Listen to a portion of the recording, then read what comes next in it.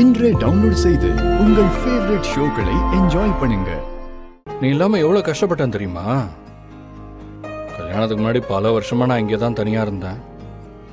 ஆனா ஒரு நாள் கூட தனியா இருந்த மாதிரி எனக்கு தோணுனதே இல்லை. நான் என்னைக்கு நீ இந்த வீட்டை விட்டு வெளியே போனியோ அன்னைக்கே இந்த ரூம்ல இருக்கிறது ஏதோ ஜெயில இருக்கிற மாதிரி இருந்துச்சு. நின்னா நடந்தா எந்த பக்கம் பார்த்தாலும் எல்லா இடத்துலயும் நீ தான் தெரிஞ்ச. உண்மையை சொல்லணும்னா நீ என்னை விட்டு போனதுக்கு அப்புறம்தான்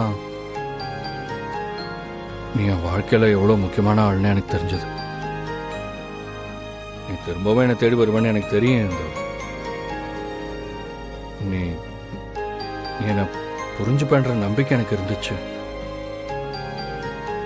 இன்னைக்கு கிருபாண்ண கிட்ட பேசும்போது சந்தர்ப்ப சூழ்நிலையால தான் நம்ம ரெண்டு பேரும் பிரிஞ்சிருக்கோம்னு சொன்னீங்க.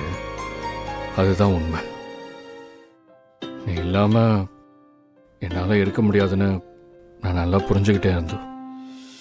அன்னைக்கு நான் டைவர்ஸ் பேப்பர்ல கையெழுத்து போட்டப்ப கூட நான் அதை விருப்பப்பட்டெல்லாம் ஒன்றும் பண்ணல. விருப்பப்பட்டெல்லாம் நான் எதுவும் பண்ணல. எங்க அண்ணன் கையெழுத்து போட சொன்னப்போ அவரை மீறி நான் எதுவும் பண்ண முடியாதுங்கிறனால தான் நான் போட்டு கொடுத்தேன். உன் அண்ணனுங்களை மீறி உன்னால எதுவும் பண்ண முடியாதுன்னு எனக்கு தெரியுமே. என்ன சொன்ன? நான் உனக்காக வந்திருக்கேனா? எந்த ஒரு சந்தர்ப்பத்திலையும் ஏன் பக்கம் நிக்காம எப்பவும் உங்க அண்ணனுங்க பக்கம் நின்னுட்டு உன்னால எப்படி நான் உனக்காக வந்திருக்கேன்னு யோசிக்க முடியுது? அப்போ நீ எனக்காக வரலையா? நான் திரும்ப வந்ததுக்கு காரணம் இந்த வீட்ல நான் போனதுல இருந்து பொம்பளைங்க கிட்ட உங்க ரெண்டு அண்ணனுங்களோட அராஜகம் பழைய மாதிரி அதிகமாயிடுச்சு. அதையெல்லாம் சரி கட்டி ஜெயந்தி அக்காவுக்கும் சுகுணா அக்காவுக்கும் சித்ராவுக்கும் இந்த வீட்ல ஒரு நல்ல வாழ்க்கையை அமைச்சு கொடுக்கணும். அடுத்து உன்னை கல்யாணம் பண்ணதுனால இந்த வீட்ல நான் பண்ண வேண்டிய கடமை ஒண்ணு இருக்கு. புரியலையே. கடமையா? அதையும் இந்த 6 மாசத்துல முடிக்கிறதுக்காக தான் நான் வந்திருக்கேன். கடமை 6 மாசமா? என்னது கடமையா? என்ன கடமை? ஏன் என்கிட்ட அதை சொல்ல மாட்டீங்க?